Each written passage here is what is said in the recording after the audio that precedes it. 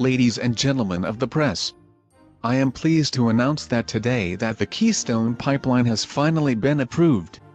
This pipeline, which will carry oil from Western Canada to refineries along the Texas Gulf Coast. Plans offered by big oil companies and pipeline companies did not provide enough environmental protections. I have appointed a NUSAR to oversee its construction, and a NUSAR to oversee the implementation of the highest level of environmental oversight ever to be undertaken to assure that we provide maximum environmental protection. As you know, under the current projections, jobs numbers and other benefits touted by supporters of the Keystone XL oil pipeline are probably exaggerated. We will take measures to assure that this project will be jobs producer.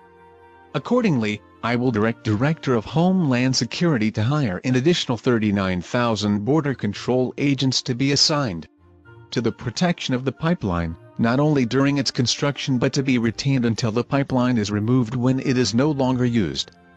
Also, the pipeline contractors will put up a bond of $1 trillion to be paid to our healthcare fund to be used to remediate any potential spills and cover the expected healthcare costs associated with the hydrocarbon emissions the oil produced will generate.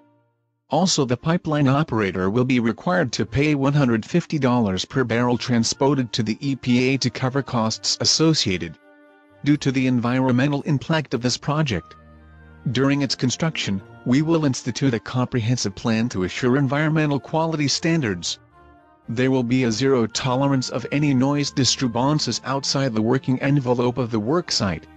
No equipment shall work other than 9 a.m. to 4 p.m. weekdays and must follow Postal Service's guidelines for efficient hours of operation.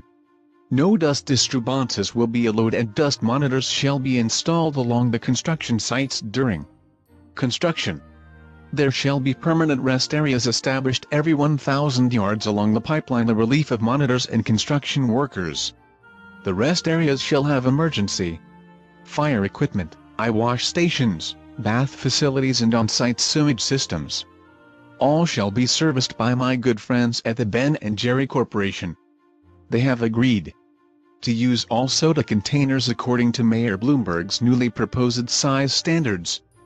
There will also be facilities in states like Colorado for workers who want to use medical marijuana and other prescription drugs, and gay bars stationed at every other mile marker.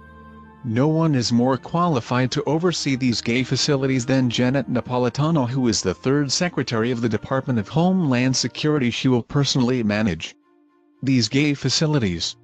She has instituted a new, more strategic course to strengthen security in our gay bars, deploying additional personnel for their protection.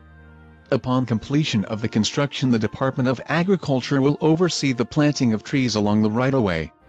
I have directed that green giants be placed there to block the site from public view and mitigate the carbon emissions that will be increased as a result of the oil that is transmitted. The green giants are to be planted in 3 stag rows on both sides of the right-of-way. They shall be 5 feet apart in rows. The trees, when planted, shall be a minimum of 12 feet tall on planting. The tree farm, Highland Hill Farm, will supply the trees. They are the largest producer of these trees in the county. They agreed to donate these trees after discussion with my personal representative, Dennis Rodman. He met with officials of Highland Hill.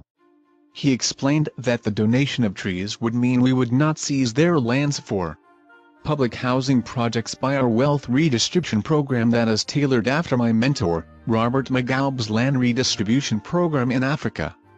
With these protections in place, work shall be permitted 1 year after a health impact review is complete. Its oversight will be by Governor Mario Cuomo. He has been directed to move forward at a pace like the speedy progress New York has made in determining the safety of fracking in New York State. Ladies and gentlemen of the press, thank you.